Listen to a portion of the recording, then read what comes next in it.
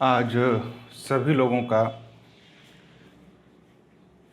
आज के क्लास आधुनिक भारत का इतिहास में स्वागत है। जैसा कि आपको लिखा गया है सामाजिक एवं धार्मिक आंदोलन। देखिए बाबू, हम आपसे पहले ये बताना चाहते हैं इसमें मामला क्या है, कैसे हम पढ़ा रहे हैं आपको।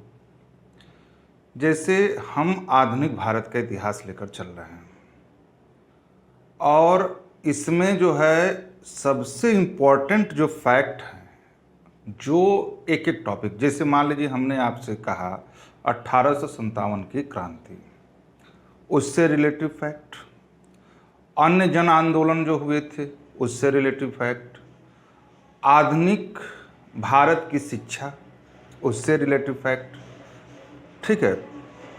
उसके बाद आधुनिक उसमें प्रेस का क्या योगदान था उसका जो है, और यहाँ पर जो है समाज बहुत ही इम्पोर्टेंट है, ये समझ जाइए बहुत ही इम्पोर्टेंट है।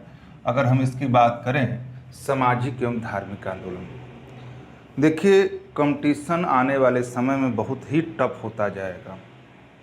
ऐसे स्थिति में आपको पढ़ रहे हैं लेकिन सफलता न मिले तो उसका कोई मतलब नहीं रहता। ऐसे स्थिति में आपको ये समझना है कि हमको पूरे टॉपिक, थोड़ा सा मेहनत तो जरूर लगेगा। अभी हम पूरी कहानी भी समझाएंगे, अब हमको ये पता हो गया कि 2 महीना 3 महीना कोचिंग संस्थान खुलने की कोई गुंजाइश नहीं है। जिस हिसाब से संक्रमण का मामला बढ़ रहा है उस हिसाब से हमको नहीं लगता है कि बातें जो है आपको जो है बन पाएंगी। तो हमने जो है थोड़ा सा सैंपट पे आकर के पढ़ाना सही रहता है। और इसको जो है देखिए, जब भी इसको आप नोट किया करिए ना, तो या तो इसको जो है MX प्लेयर में डाउनलोड कर लेंगे और उसको जूम करके जब पढ़ेंगे तो बात और अच्छी आएगी, ठीक है। तो यहाँ पे जो है सामाजिक एवं धार्मिक आंदोलन, यानी 1857 की जब क्रांति हुई थी अंग्रेजों के खिलाफ, पहला जब बिगुल बजा था, तो ऐसे स्थिति में जो है भारत को स्वतंत्र कराने के लिए 1857 की पहली क्रांति हुई थी। इसके पहले भी कहानी है कि अचानक 1857 की क्रांति क्यों हुई, है ना। लेकिन उसके साथ साथ कुछ सामाजिक एवं धार्मिक आंदोलन, और इसको लेकर के हमेशा क्वेश्चन कुछ न कुछ पूछता है। तो यहाँ पर जो पॉइंट है, हमने इस पे उस वाले पॉइंट सैंपट पर और इस वाले सैंपट पे हमने इसको कंप्लीट कराया। बच्चे देखिए, किताब सबके पास है, लेकिन जब कोई थोड़ा सा उस पर कुछ बोल देता है, उसको हाथ से जब नोट करते हैं तो उसका पढ़ने का जो मज़ा है वह दुगुना हो जाता है। यानी कहने का मतलब है कि हम किसी की अच्छाई बुराई को न करते हुए अपने भविष्य के बारे में ध्यान दें। अब जैसे मान लीजिए बहुत बच्चे बस केवल इतना ही जानते हैं कि राजा राम मोहन राय ब्रह्म समाज के जो है संस्थापक थे, या बहुत बच्चे बहुत ही इतना तक जानते हैं या उन्होंने ब्रह्म समाज की स्थापना इस सन में की। इतने से नहीं काम होगा, ये जमाना था जब चल रहा था। अब जो है बातें देखिए, हमने आपको पूरे फैक्ट लिखवाया है और ये सब चीज़ें जो है परीक्षा में पूछी गई हैं, इसलिए थोड़ा सा, ना तो ये लुसेंट का है ना तो ये किसी बुक का है, कई जगहों से ये कलेक्ट, हम अपना जो नोट्स बनाते थे तो उसी को लेकर के हम आपको पढ़ा रहे हैं। और फैक्ट है, 19वीं शताब्दी में के धर्म एवं सामाजिक सुधार आंदोलन ने जनसंख्या जिस वर्ग को मुख्यतः आकर्षित किया वह कौन था? बुद्धिजीवी, नगरीय उच्च जातियां और उदार रजवाड़े, है ना। यानी 19वीं शताब्दी तो स्टार्ट हो ही गई थी, तो 19वीं शताब्दी भाई 1857 की क्रांति हो गई, तो 19वीं का जैसे ही पायदान था वैसे ही जो है बुद्धिजीवी, नगरीय उच्च जातियां और उदार रजवाड़े, ये क्वेश्चन आपसे पूछा गया है। देखिए अब यहाँ पे आप देखिए, हमने ये सब नोट कर दिया है। भारतीय जागृति का जनक कहा जाता है राजा राम मोहन राय को, एक फैक्ट। भारतीय पूर्ण जागरण का पिता कहा जाता है राजा राम मोहन राय को। भारतीय राष्ट्रवाद का पैगंबर कहा जाता है राजा राम मोहन राय को। और भारत का प्रथम आधुनिक पुरुष माना जाता है राजा राम मोहन राय को। अब यही समझिए कि ये 4 बिंदु हैं, यानी जागृति का जनक, भारतीय पुनर्जागरण का पिता, भारतीय राष्ट्रवाद का पैगंबर और भारत का प्रथम आधुनिक पुरुष जो है राजा राम मोहन राय को कहा जाता है। राजा राम मोहन राय द्वारा स्थापित प्रथम संस्था थी आत्मीय सभा, है ना। राजा राम मोहन राय द्वारा ब्रह्म समाज की स्थापना की गई 1828 ईस्वी में।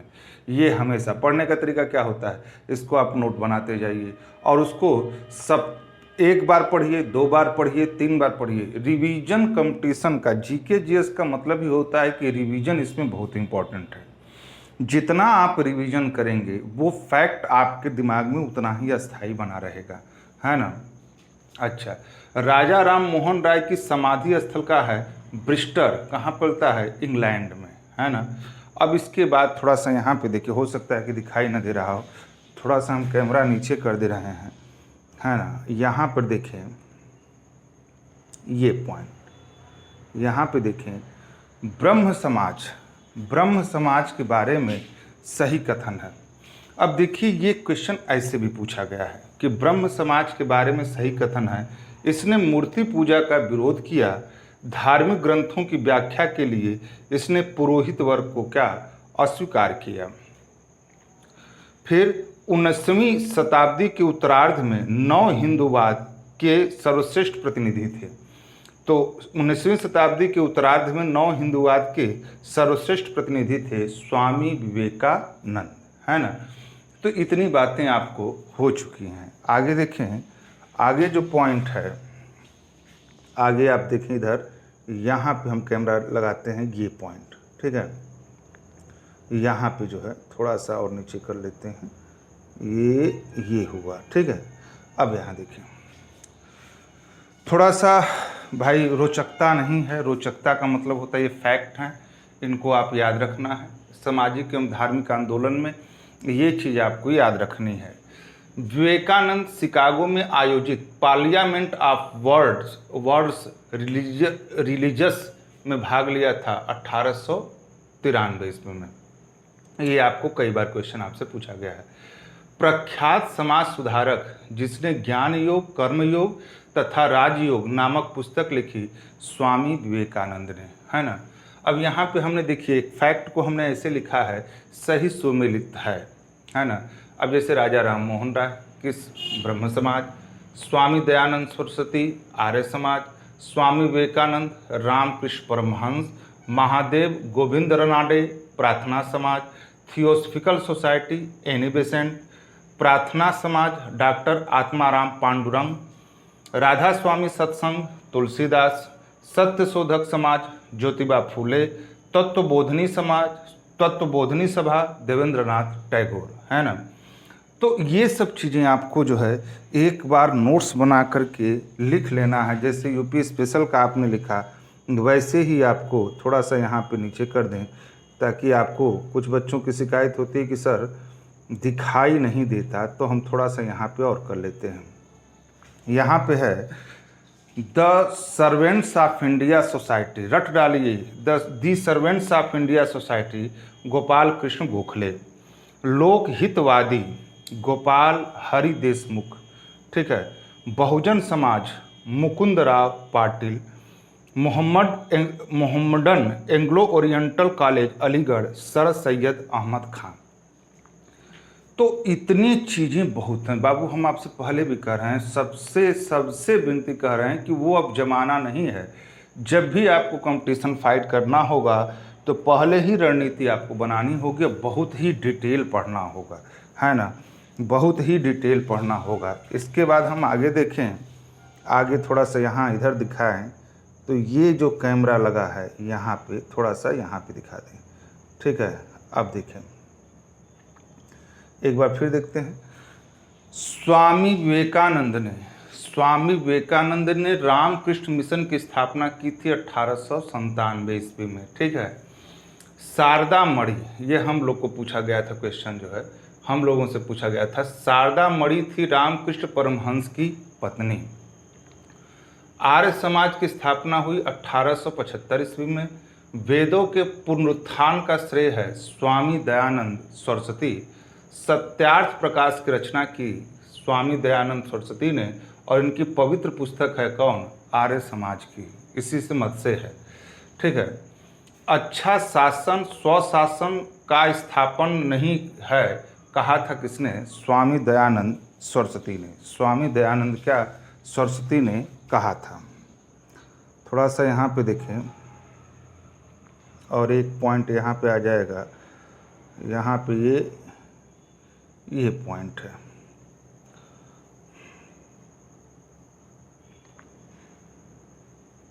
थोड़ा सा ये हो गया। ठीक है। अब यहाँ पे है, देखिए ये क्रम भी आपसे पूछा जाएगा। जब हम आपको इस पर लेक्चर देंगे ना तो सब कुछ समझाएंगे। वह व्यक्ति, हम पहले आपको फैक्ट, हम पहले जो ऐसे ही पढ़ाते थे, पहले फैक्ट आप नोट कर लीजिए। वह व्यक्ति जिसने सर्वप्रथम स्वराज्य शब्द का प्रयोग किया, और हिंदी का बहुत ही इंपॉर्टेंट क्वेश्चन है, बहुत ही इंपॉर्टेंट क्वेश्चन है। वह व्यक्ति जिसने सर्वप्रथम स्वराज्य शब्द का प्रयोग किया और हिंदी को राष्ट्रभाषा माना, स्वामी दयानंद सरस्वती। तुलसीदास, राजा राम मोहन राय, स्वामी विवेकानंद तथा दयानंद सरस्वती का सही कालक्रम है तुलसीदास, राजा राम मोहन राय, स्वामी दयानंद सरस्वती और स्वामी विवेकानंद। महाराष्ट्र में प्रार्थना समाज का मुख्य संचालक थे एमजी रनाडे, और 1873 में सत्य शोधक समाज की स्थापना तथा मुला मगरी के लेखक थे कौन? ज्योतिबा थी फीमेल है, ज्योतिबा फूले। तो इतने फैक्ट को आप जो है लिख लें। इसके बाद हम थोड़ा सा दूसरे वाले ब्लैक बोर्ड पर दिखा रहे हैं, थोड़ा सा आप